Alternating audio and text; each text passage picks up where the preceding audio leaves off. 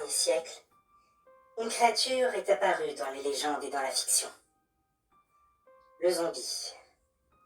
Une créature dont la volonté a été privée, maintenant contrôlée soit par quelqu'un, soit par une volonté qui n'est plus la sienne. Le mythe du zombie trouve des origines différentes. Il peut être contrôlé par des forces occultes, ou être une personne infectée par un virus ou un parasite. Nous avons déjà eu faire au premier cas dans le chapitre occulte. Donc nous allons nous concentrer sur le deuxième cas dans ce chapitre. Maintenant, vous allez sûrement me demander quel est le rapport entre les zombies et le protagoniste de notre histoire du jour. Eh bien, je vais peut-être vous l'apprendre, mais durant les derniers siècles, avec l'évolution technologique et scientifique, des gens ont cherché à prendre le contrôle de l'esprit des autres, via différents moyens. Que ce soit avec l'hypnose, le formatage ou divers parasites. Et c'est le dernier cas qui va nous intéresser. Car dernièrement, nous avons accueilli dans notre charmant petit village un scientifique qui travaillait sur ce genre de projet, et qui testait sa saloperie sur des animaux et des humains.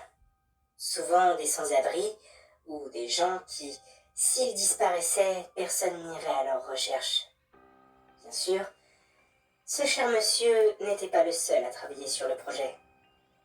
Mais aujourd'hui, il est plus difficile d'enlever tout un groupe ou toute une ville, car leur disparition se remarquerait.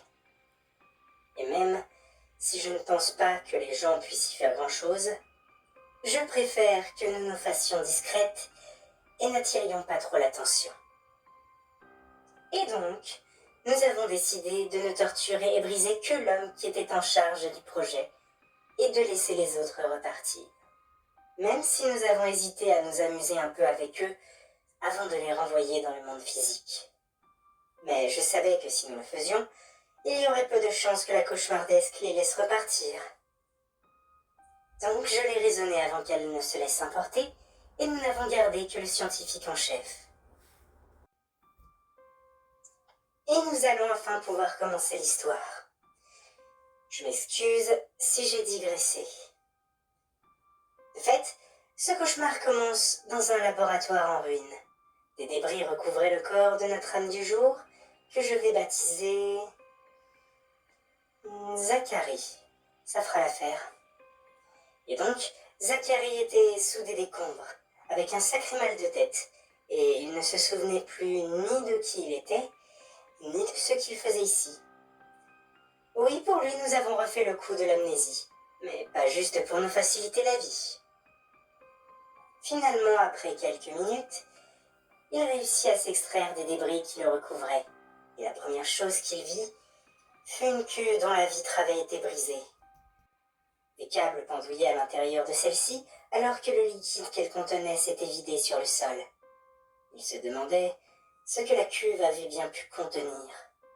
Il s'inquiétait de savoir où ce qui se trouvait dedans pouvait bien se trouver maintenant. Soudain, un flash lui vint. Il voyait une personne dans la cuve, endormie, comme en léthargie. Et ensuite, plus rien. Il reprit conscience. Il commença alors à explorer le labo, qui était complètement désert. Il ne restait que des débris, des taches de sang et quelques cadavres dans un sale état. Zacharie eut d'ailleurs un haut-le-cœur devant le premier sur lequel il était tombé. Mais quelque chose en lui disait de continuer à avancer, de sortir d'ici. Et finalement, après avoir trouvé des plans du bâtiment disposés sur certains murs, il réussit à trouver la sortie.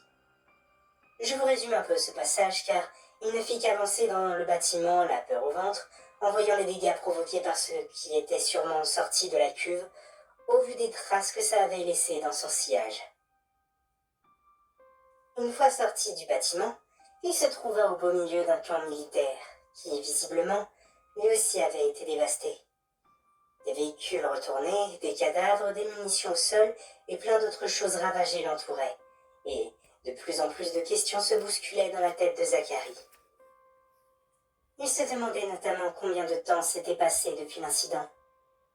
Puis, Alors qu'il essayait de trouver un véhicule fonctionnel pour partir du camp, il tomba sur un cadavre différent des autres, criblé de balles. Il était méconnaissable, et pourtant il portait une blouse, comme Zachary. Les militaires avaient tiré sur des scientifiques du labo. Le badge du malheureux se trouvait à côté, et en le voyant, Zachary eut un nouveau flash. Il se voyait dans le laboratoire, avec d'autres scientifiques, dont celui mort devant lui. Ils travaillaient ensemble. En récupérant cette partie de sa mémoire, notre âme du jour était peinée face au cadavre de son ancien collègue. Il resta quelques minutes à se recueillir, puis il repartit en recherche d'un véhicule. Il finit par trouver, miraculeusement, un véhicule en état de marche avec la clé sur le contact. Puis il quitta le camp en direction de la ville la plus proche. Il ne savait même plus au fond de lui s'il voulait fuir ou retrouver la chose qui avait fui le labo. Il savait juste qu'il devait avancer. Il le fit avec détermination, en réfléchissant au flash qu'il avait eu plus tôt. Il finit par arriver en ville, et sans surprise, le même décor que là où il avait été avant l'attendait. Un lieu dévasté et parsemé de cadavres. Mais il entendait du bruit, des explosions et des coups de feu. Ce qui se passait ici n'était donc pas fini. Il fonça à moteur à fond jusqu'à l'origine de ce vacarme. Puis, quand il atteignit l'endroit en question, une scène d'horreur l'attendait. Il ne savait plus où donner de la tête. Des gens semblaient comme dans une frénésie sauvage, fonçant ou sautant sur d'autres personnes, alors que des militaires tiraient sur les enragés pour protéger les civils. C'était le chaos total. Une foule noire de gens déchaînés se bousculait, se grimpaient dessus pour grimper les barricades de fortune de l'autre côté de la rue. Zachary n'en croyait pas ses yeux. Puis soudain, un autre flash. Les pièces du puzzle s'emboîtaient une à une dans son esprit. Il était responsable de tout ce chaos. C'était lui qui dirigeait les expériences et qui n'avait pas tenu compte des avertissements de ses collègues, réveillant le cobaye qui s'était déchaîné. Quand il reprit conscience, un frisson lui parcourut le dos, comme si son instinct l'alertait.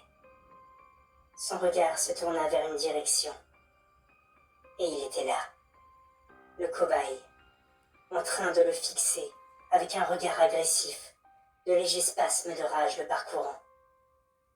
Et alors que Zachary démarra le moteur, le cobaye poussa un puissant rugissement.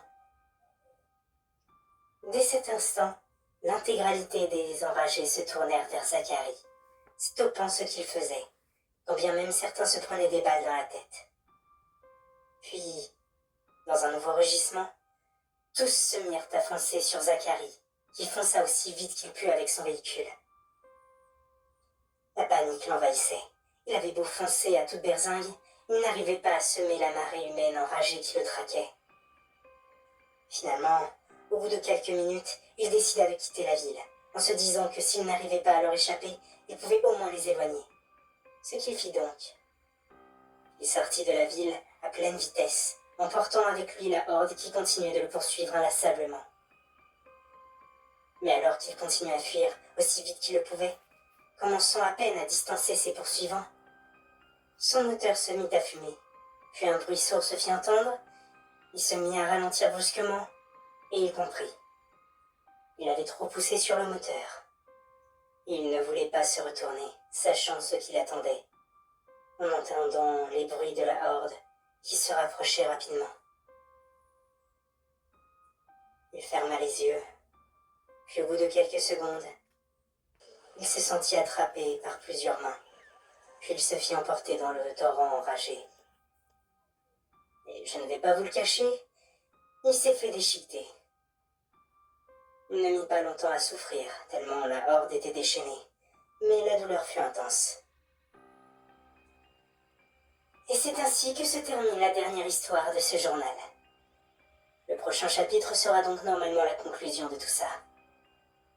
Je ne vais pas vous mentir, je suis terrifiée à l'idée de l'écrire. Mais j'imagine que toute chose a une fin. Enfin, peut-être pas tout.